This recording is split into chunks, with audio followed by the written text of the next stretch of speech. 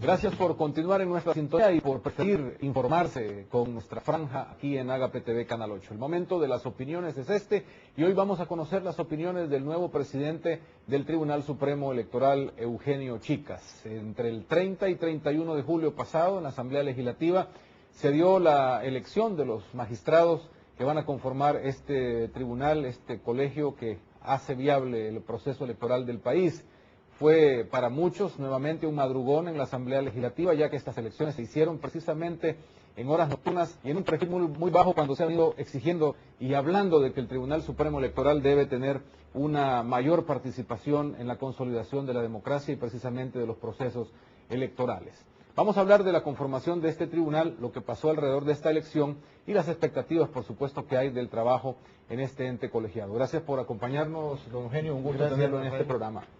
Muchas gracias, un saludo al pueblo salvadoreño y a todo el personal de TV Agape que con este programa contribuye significativamente a la democracia del país, al grado de información que la gente necesita. ¿Qué sigue pasando alrededor del Tribunal Supremo Electoral? Es decir, porque para muchos fue escogerlo siempre en la madrugada, en la noche, una juramentación que pasa en los medios de comunicación bastante por muy bajo nivel y al final, cuando uno revisa, nos damos cuenta que la cosa seguirá quizás por la correlación de votos casi de la misma manera como hasta ahora. Yo creo que hay varias señales en la elección del tribunal. En primer lugar, una señal que yo la calificaría como positiva ha sido el que haya habido acuerdo en la Asamblea Legislativa para poder contar con Tribunal Supremo Electoral. En nuestro caso, la Constitución refiere un organismo combinado que combina en este caso capacidades de partidos políticos con capacidades de magistraturas propuestas por la Corte Suprema de Justicia. El hecho de haberse dado la elección en tiempo, creo que sí mismo es un avance respecto al conflicto que tuvimos hace 5 años, donde al menos varios de los magistrados fuimos electos hacia finales de agosto, o sea, un mes después prácticamente de haber vencido el periodo del organismo anterior. Entonces, que hoy haya existido la posibilidad de elegir en tiempo, creo que es un hecho significativo. Creo que esto también es un avance para la misma Asamblea Legislativa, que se recibía empantanada con varias de las elecciones de segundo grado.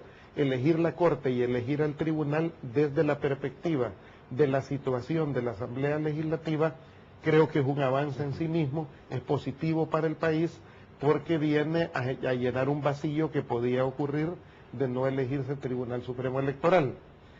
Por otra parte, esto tiene sus propias complicaciones.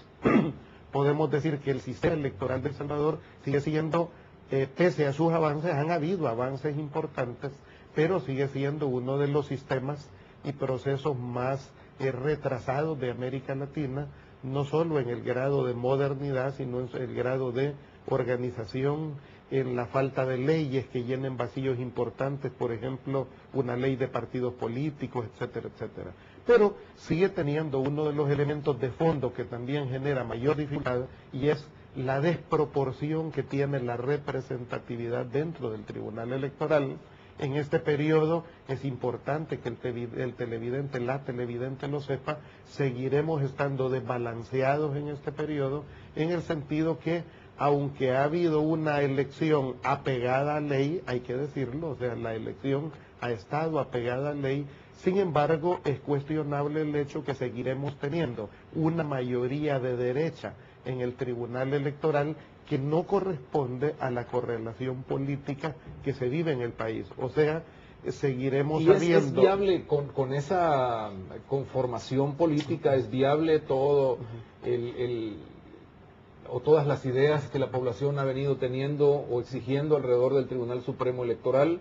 Es decir, ¿se va a poder hacer algo nuevo? Porque son 3 votos contra 2 según la conformación que tiene el tribunal ahora. Yo creo que hay temas que son sensibles, que han sido una enorme demanda ciudadana y han sido puestos en el centro por la cooperación internacional, como es el voto residencial, que son temas que yo esperaría en los cuales no haya retroceso.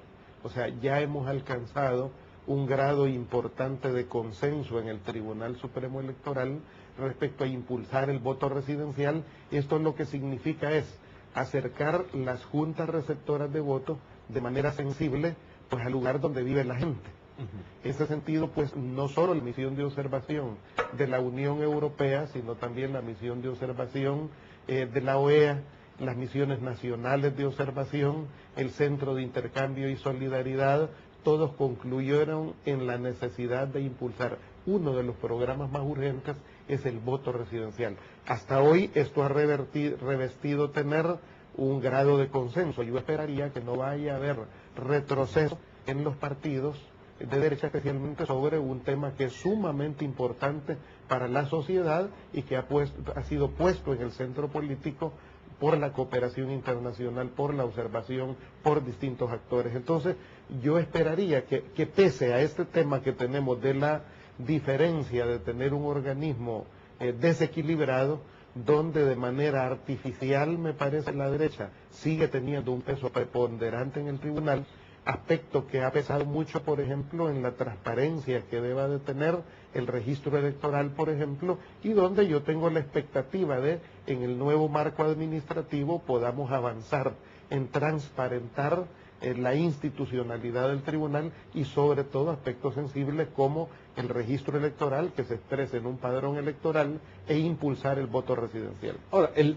tribunal queda integrado por su persona como nuevo presidente que le da ese derecho, le ha dado las elecciones presidenciales al FMLN. Walter Araujo de Arena, que era el expresidente, Julio Moreno Niños, que estuvo también en el tribunal, Eduardo Urquía y Fernando Argüello como dos de los elementos que llegan por la Corte. Es decir, que la única variante es Fernando Argüello en la titularidad de este tribunal. Esto creo que tiene una señal muy interesante. Me parece que en el tribunal que venció su término hubo avances importantes en la organización del evento electoral, en la transmisión rápida de los resultados, en la organización misma del evento electoral. Esto generó un grado de confianza importante en los partidos. No registro de cuándo se haya repetido la reelección prácticamente de todo un organismo electoral. Esta vez se ha hecho. Yo creo que en ese sentido el reto es importante y es una señal positiva. Podemos decir que conocemos las dificultades que tiene el tribunal y por tanto la expectativa y la exigencia ciudadana será más grande. Hay sobre esto mucho, porque algunos creen incluso que se violó la Constitución. Usted asegura que se hizo una elección basada en la ley. Y digo cuando el nombramiento de Julio Moreno Niños se interpretó como un miembro del PCN en las ternas, cuando se suponía que solamente los partidos que habían ido a la elección presidencial podrían hacer esas propuestas.